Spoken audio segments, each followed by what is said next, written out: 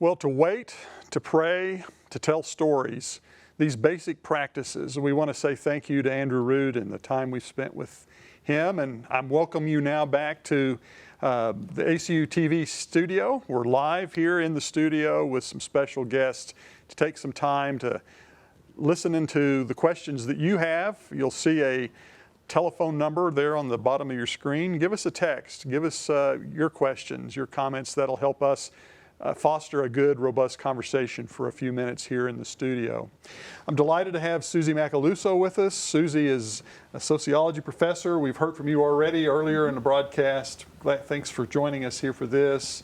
We've got Jarrod Robinson with us, who's the senior minister for the Southern Hills Church here in Abilene. Thank you, Jarrod, for coming in this morning. And Royce, we brought you back in here to anchor us. You're going to anchor us, right? Okay, I'll try. Very good. Very good. You know, Suzie, one of the questions that's come in already is about some kind of reflecting on your data of asking, so where are people at? Is everybody ready to go back to building for a traditional worship, or are people a little more reluctant? What's your sense of things as you look at the data? Give us a little more there. Yeah, that is the million-dollar question, right? Are we ready to go back? And unfortunately, my data is from May, and so it really can't tell us today whether or not your particular congregation is ready to go back. However, in May, when things were beginning to reopen the first time around, most people, the majority of people, were hesitant and feeling anxiety over that idea of coming back together.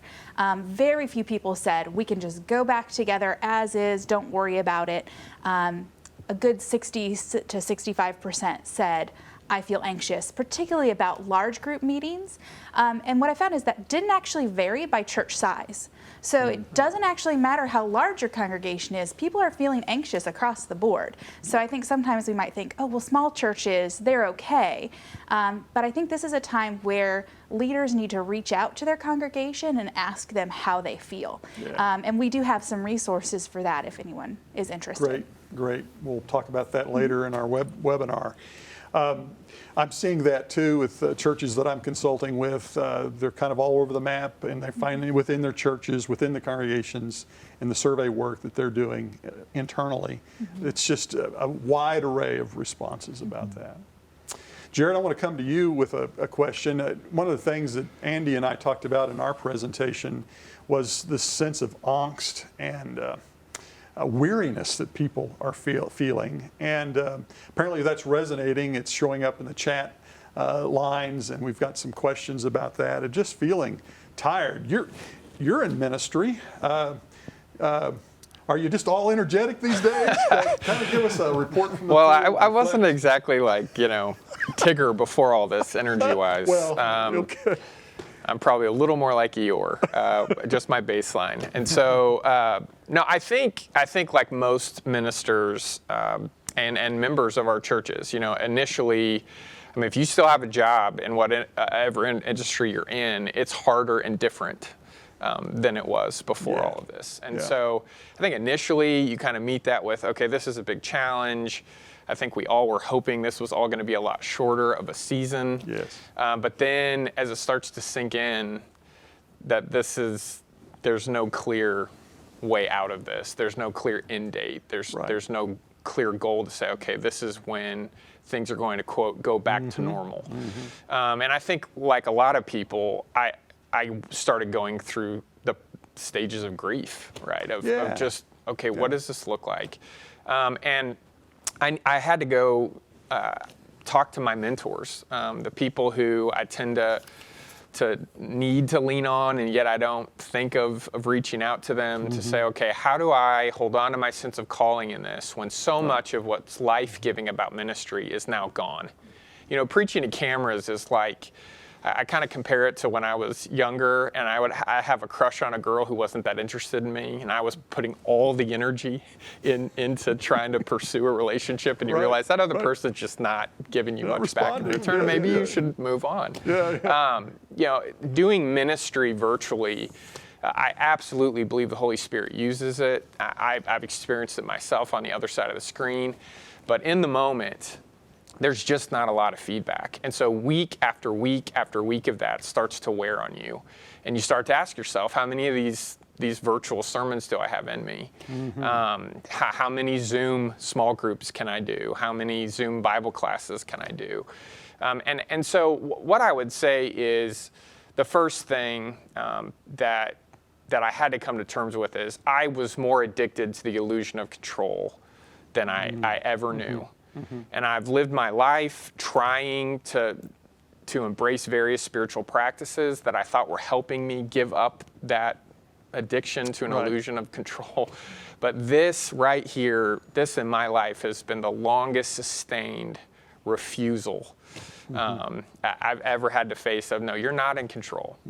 And I'd like to tell you that after speaking to my mentors and doing more and more of contemplative practices that I had kind of let go by the wayside in all the busyness of before all this, I'm still, every day I have to wake up and remind myself, I'm not in control.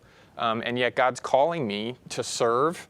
God's calling me to minister to people who are also struggling with that. Right. And so one of the things I would say is, I don't think our churches need us, first of all, to be the best TV preachers they've ever seen. And I think you can start to feel really insecure about yourself when you start comparing yourself to other churches and other preachers. And your members may start sharing other sermons with you that they're watching on top of your own church service. Right. And I think we have to come back to the idea that God says we're enough, that God takes what we do and makes it enough. Yeah. If we get caught in trying to prove that we're better than, or that's a dead-end road. Yeah. The other thing I would say is to be confessional with our church families, because we're all struggling. I mean, I don't think it's a minister thing to be addicted to the illusion of control. No. I think it's a human thing, and I definitely think it's an American thing. Right. And everybody's having to deal with waking up in a world where they're reminded every single day. Right. So how do we help our people through, I think, confessional storytelling of what are we doing in our own spiritual lives? What are we going through? What's working for us? I think your people want to hear from you, that you're where they are. Yeah. Royce, I'm going to come to you here a minute. What Jarrod is saying, I think, speaks well to the things that Andy was saying to us a few moments ago about this pursuit of the future. But no, we have to learn how to live in the present, because the future now is unavailable to us. We've hit a brick wall, which is a different way, but similar, I think, to the language you're using, Jarrod, of this control, this business of control. Several people are speaking about spiritual disciplines and this renewal of kind of moving back to some very basic things. You've done a lot of mentoring and care for ministers. You've been on your own journey as a leader, and you're living in the midst of this as well. Let's talk a little bit about spiritual disciplines or practices that maybe help us stay centered and in the present and less anxious and learning to live without control. One of the things I've tried is to do something different. I was in my rut of reading chapter of the Old Testament, New Testament, and I would kind of go through A, B, C, D most mornings. I've tried to get outside that and say, okay, I'm going to read Imitation of Christ and contemplate on this chapter, or I'm going to read 2 or 3 quotes and kind of think about that all day, or a scripture. And so I guess there are 2 ways to look at it. Go back to the familiar, or break out and use this crisis, this time of decision, this crossroads, as an opportunity to gain a different perspective. And that'd be my suggestion. Obviously, you're still dealing with the spiritual disciplines, but we don't treat them equally, and some are going to be more attractive to us than others. But it's a time to try something different. Yeah. Suzie, you have an observation about that from as you think about that, either personally or as a sociologist, as you reflect on what's happening in our culture? Yeah, I think this addiction to control is a really interesting point. And I think one that sociologists have long talked about is, and sociologists we like to be in control as well. And I think about, the difficulties that you're talking about with preaching. those are some of the same challenges I have with teaching, right? Yeah. And teaching to a camera is not the same as teaching to a room full of students and having those interactions. And so I think the idea of embracing new disciplines or different disciplines that weren't a part of our regular rotation can be really helpful. That we, instead of thinking about all the things we've lost, think about all the things that we can do, all the things that we have time to do now, is really helpful. Yeah. Andrew, in the interview, Jarrod, I'll come to you with this, talks about maybe the pastor needs to come to be someone who teaches people how to pray. Maybe that's our job. Or helping foster the telling of stories, which you mentioned a moment ago.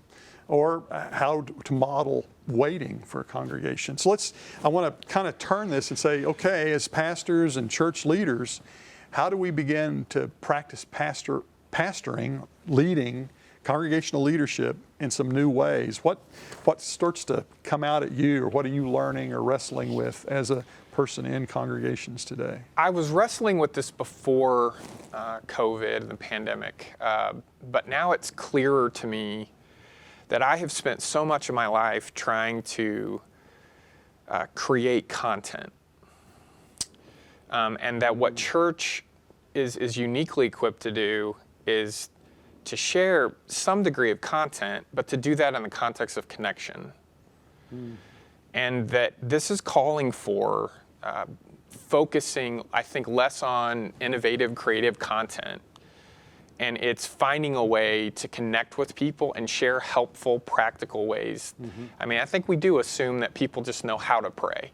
Right. And they do, but most people learn how to pray by going to church, which means they probably pray the way they listen to us pray in worship, which tends to be request heavy, asking God to intervene in specific situations with very specific outcomes, which is a polite way, I think, to use prayer to control or to try to control, Yes. right? And so for us to say there's different ways to pray where you actively, intentionally relinquish your requests for specific outcomes, and you're saying to God, look, I don't know the future, and I believe that you're preparing me for this future I don't know. Help me rest in that assurance. You don't just say that and have it work. You have to develop practices, and I absolutely think that instead of us spending time trying to find new ways to package content, because before I felt like, we were trying to catch people's attention while they were going 75 miles down the road in their life with thousands of options. Well, they've still got a lot of options, but they've got more time to think.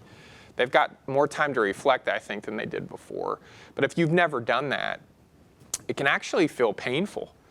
To have to face things you don't want to face is a difficult thing. And so I think as ministers, as we pastor to people, we have to, again, share that journey ourselves, but then give people really simple, basic things to try together. One of the things I would say that I'm finding energizing, and I think our members can find in their own spiritual lives, is as much as we don't know about the future, what that kind of means is the old scripts don't work anymore. Right. There's freedom there to say, you know what? Church is really going to look different. It's time Your for spiritual imagination. journey is Yeah. going to look different. And there's excitement there because, Yes. like Royce talked about, we get stuck in ruts. We keep going back to what's worked before, and whether or not we're feeling close to God or feeling led by God. This kind of is a moment where we have to face up to the fact that we don't know. And that can be a good thing to not know. Yeah. Back to Dr. Root's comment on prayer. One of the things that I've started doing is reading more and more books of written prayers, the prayers of others, Yeah. and I read that and I think, wow, that is a wonderful way to say that. I never thought of that before. Yep. And so I have a little I write all over my books, and I just put a little star by that because I want to come back and think about that. Right. And so that's one of the ways, Jarrod, that I've learned to get out of my rut, and that is to begin reading the prayers of saints and others through the church history. Yeah, I'm praying more and more out of the Psalms, just letting that be my prayer book, right? Absolutely. I've done that in times past, but that's been particularly helpful and meaningful to me in this time. Related to some of this is some questions that have come in regarding just the challenge of pastoral care and helping people manage their own anxieties and the wrestling that they're having with this shift and change. What would you say, Royce, I'll come to you as we think about care for people and our congregations. Any observations you make in this time? Interesting that you mentioned that. In 91, in 81, when I first came, during the 80s, I developed a course on the graduate level called Counseling for Church Leaders, and I was amazed how many, back then we would go on the road, Houston, Wichita Falls, Albuquerque, various places, back when you could travel. Yeah. These elders would come and audit this course. So out of that, Tom Milholland and I developed a 6-hour people helping course. It's a crash course and just the basics of counseling and pastoral care for lay leaders of various congregations. And we did about 25 or 30 of those around the country. It may be time for the Siburt Institute to do a new version of this, coming back, giving web-based resources on just very practical things. One of the things that surprised a lot of elders, we did a little section, 10 minutes or so, on how do you know you're in over your head?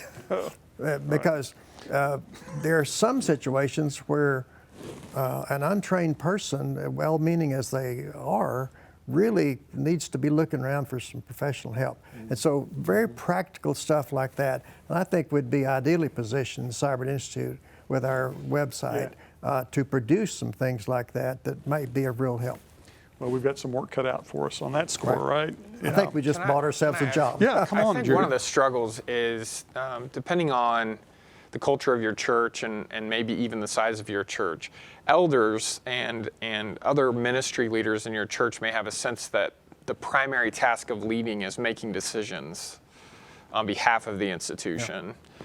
And again, I think this moment in time is revealing to us we need to be able to be active listeners who come alongside of people, who recognize when something is more at a clinical level that we shouldn't be trying on our own to address. But I think there's clarity here that what people really need, and there's hurdles to jump through, but you can meet with someone on their front porch and stay 6 feet away and wear a mask and do a whole lot more for them than simply relying on churches.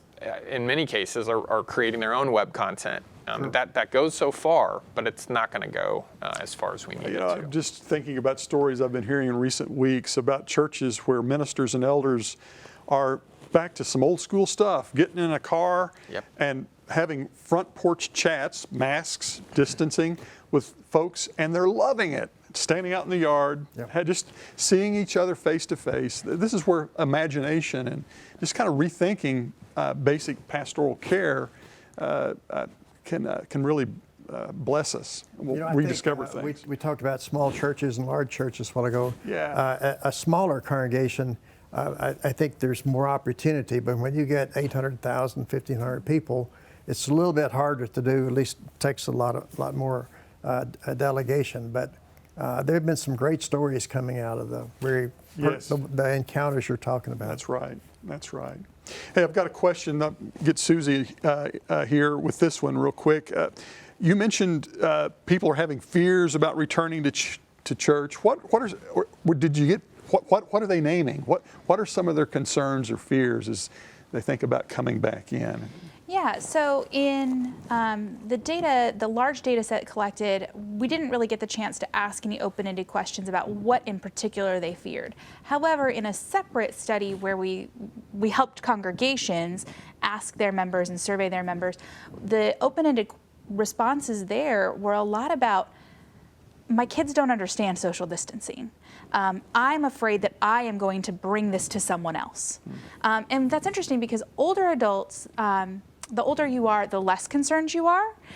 It's young people afraid that they are going to hurt someone else. And I think that's really interesting that they're not necessarily afraid for themselves, they're afraid for their community and what they might bring into the community, knowing that younger people and especially kids might be asymptomatic carriers. And I think that's somewhat encouraging. Yes. I think that's a beautiful attitude to have, but it does add some complexity to how do we go about coming back together. Right. That's good. That's good.